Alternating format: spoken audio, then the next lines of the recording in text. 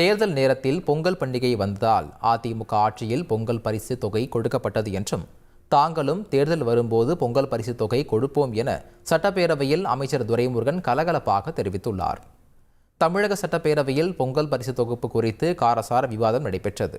அப்போது பேசிய அதிமுக உறுப்பினர் கோவிந்தசாமி, அதிமுக ஆட்சி காலத்தில் பொங்கல் பரிசு தொகுப்புடன் 2500 ரூபாய் வழங்கப்பட்டதாகவும், ஆனால் கடந்த 2 ஆண்டுகளாக திமுக அரசு பொங்கல் பரிசு தொகை வழங்கவில்லை என்றார். அப்போது குறுக்கிட்டு பேசிய அமைச்சர் துரைமுருகன், தேர்தல் காலம் என்பதால் தான் அதிமுக ஆட்சியில் 2500 ரூபாய் கொடுத்தீர்கள்.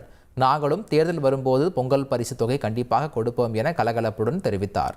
தொடர்ந்து பேசிய உணவுத்துறை அமைச்சர் சக்கரபாணி, 2017 மற்றும் 2018 ஆண்டுகளில் பொங்கல் பரிசு தொகுப்புடன் ரொக்கப்பணம் ஏதும் அதிமுக அரசு வழங்கவில்லை என சுட்டிக்காட்டினார். ஈரோடு கிழக்கு தொகுதியில் தேர்தல் நடத்தை விதிகள் அமலில் உள்ள நிலையில் நியாய விலைக் கடையில் பொங்கல் தொகுப்பு வழங்கப்படாது என அறிவிக்கப்பட்டதால் பொதுமக்கள் ஏமாற்றம் அடைந்தனர். தமிழகம் முழுவதும் உள்ள நியாய விலைக் கடைகளில் பொங்கல் தொகுப்பு விநியோகிக்கப்படும் சூழலில் இடைத்தேர்தல் காரணமாக ஈரோடு கிழக்கு தொகுதியில் தேர்தல் நடத்தை விதிகள் அமலில் உள்ளன. இதனால் ரேஷன் கடைகளில் பொங்கல் தொகுப்பு வழங்க அனுமதி கோரியுள்ளதாக நோட்டீஸ் ஒட்டப்பட்டது. இதனால் பொதுமக்கள் ஏமாற்றத்துடன் திரும்பிச் சென்றனர்.